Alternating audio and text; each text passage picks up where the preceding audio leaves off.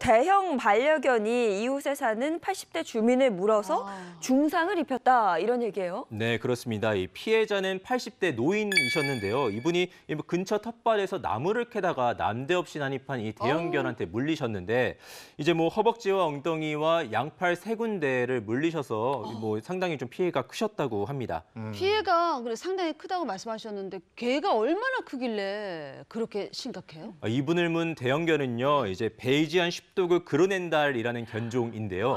무게가 20kg이 넘고 지금 보이시죠? 늑대처럼 생긴 외모의 활동적인 개로 사실 가정견으로는 보기 드물게 굉장히 이제 달리기 할 때 스타트가 굉장히 빠르고요. 점프력도 뛰어나서 행동이 민첩한 강아지로 좀 알려져 있습니다. 아니 근데 어떻게 저런 큰 개가 어떻게 된 거예요? 일이? 그러니까 당시 대형견이 뭐 집 울타리를 그냥 넘어서 넘어간 거예요?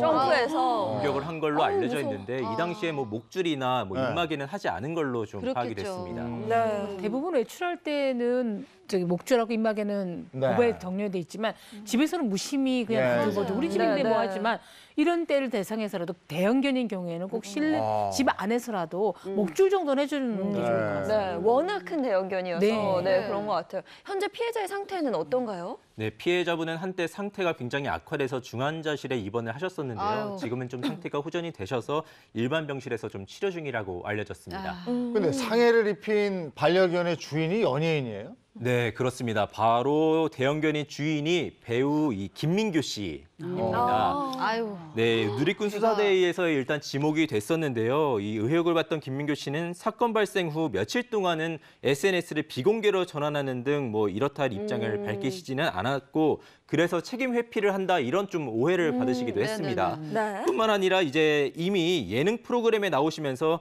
대중에게 유명세를 치렀잖아요. 근데 이 대형견도 같이 예능 프로에 나와서 좀 대중에게 알려진 강아지라고 합니다. 네, 사실 우리가 잘 아는 연예인이 이웃을 공격한 사례가 이번이 처음은 아니거든요. 김민교 씨 입장은 어떤가요? 네, 김민교 씨는 일단 자신의 SNS를 통해서 장문의 사과문을 게재했습니다.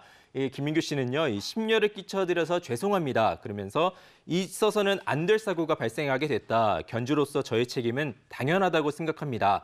또 다시는 이러한 사고가 재발하지 않도록 사고를 일으킨 개들에 대해서는 향후 위탁이나 그 이상 필요한 조치에 대해서 전문가와 상의하고 있고요. 또 할머니의 치료가 완료될 때까지도 책임감을 가지고 함께하겠습니다. 이렇게 사고에 대해 사과하고 또 재발 방지를 또 약속을 했습니다. 네. 그러면 피해자 측의 입장은 어때요? 이제 한 언론사를 통해서 이제 피해자 할머니의 딸과 전화 통화를 했는데요. 네. 이 통화에서 따님은요, 이제 어머니께서 현재 수술을 받고 입원 치료를 받고 계시다 이러면서 덧붙여서 이제 김민교 씨가 좀 여러 오해를 받고 있는데 오히려 좀 마음이 쓰인다. 이제 김 씨는 좀 최선을 다하고 있다. 뭐 이렇게 입장을 밝히기도 했습니다.